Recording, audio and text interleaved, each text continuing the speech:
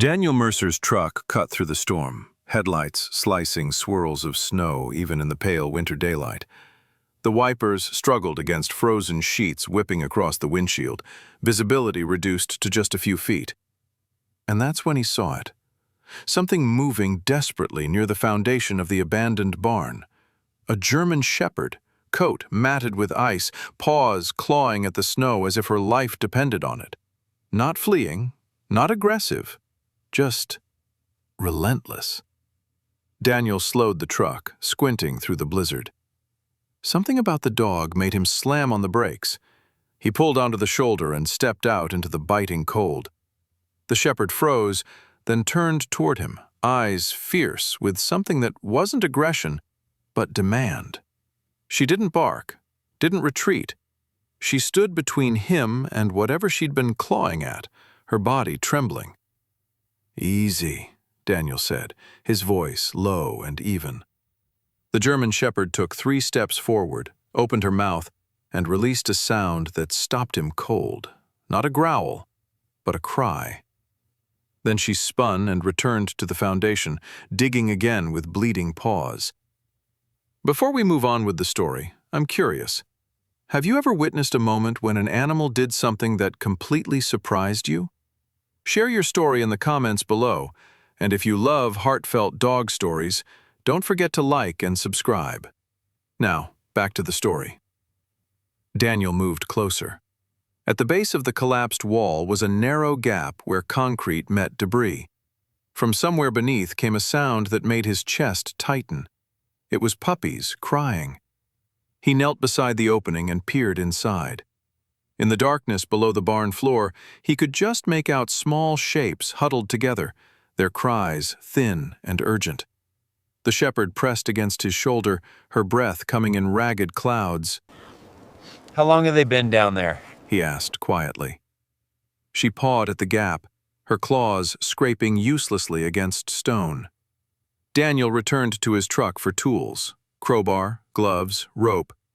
For the next 2 hours he worked carefully, prying away boards and shifting concrete, widening the opening inch by inch. The shepherd never left, watching every movement, occasionally pressing her nose to the gap. When the space was finally large enough, Daniel lay flat and reached inside. His fingers found warm fur. He pulled the first puppy free and set it gently on the snow. The shepherd took it in her mouth and carried it to a sunlit patch nearby. He pulled out 3 more, 4 total, all alive. But the shepherd wasn't satisfied. She paced back to the opening with urgency. "That's all of them," Daniel said. "There's nothing else." She barked, sharp, insistent, and pawed at the ground. Daniel looked inside again, shining his phone light into the corner. At first he saw nothing. Then, behind a support beam, something caught the light. A collar, leather and old, attached to a chain. He reached deeper, his shoulder wedged against concrete. His fingers followed the chain to its end and touched cold fur. Not moving. He pulled carefully. What emerged was a smaller dog, a border collie mix, long dead, chained to a bolt in the foundation. Someone had left it here, abandoned it to die alone in the dark. The German shepherd approached slowly and sniffed the body. Then she lay down beside it and rested her head against its shoulder.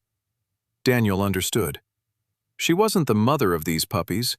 She was the friend, the witness, the one who'd stayed when she could have fled, who lingered beside a companion she couldn't save, spending days trying to free them both. He knelt and placed his hand on her back. "I'm sorry," he said softly.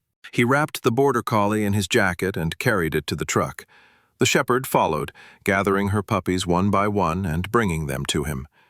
She understood they were leaving. At the veterinary clinic, they confirmed the shepherd was malnourished and dehydrated, but would recover. The puppies were healthy, despite everything. "What about her?" Daniel asked, watching the shepherd lie quietly in the corner, her puppies nursing at her side. "She'll need a home," the vet said. "A good one." Daniel thought about his empty house, the silence he'd grown used to, the way he'd spent the last 6 years avoiding connection because it seemed easier than risking loss. He looked at this dog who'd chosen loyalty over survival, who'd stayed in the dark rather than leave her friend behind. "She has one," he said. He named her Grace. In the weeks that followed, his house filled with sounds he'd forgotten. Grace watched over the puppies with quiet devotion, but sometimes he'd catch her staring out the window, remembering. When the puppies were ready, he found them homes with veterans he trusted, people who understood what it meant to need something to care for. But Grace stayed. One morning, he took her back to the abandoned farm, carrying flowers. Together, they stood beside a small marker he'd placed beneath an oak tree. Grace sat perfectly still, and Daniel understood that some vigils aren't about moving on. They're about honoring what mattered. "You did everything right," he told her quietly. "You stayed. You fought." She leaned against his leg, and he felt something shift inside him. The weight of solitude he'd carried for years, lighter now. On the drive home, Grace sat beside him, her head turned toward the window, watching the fields pass by. Daniel glanced at her and felt something he hadn't felt in a long time. Peace. Some bonds are forged in darkness, others in the act of refusing to leave when everything says to go. But all of them remind us that courage isn't fearlessness. It's choosing to stay when staying costs everything.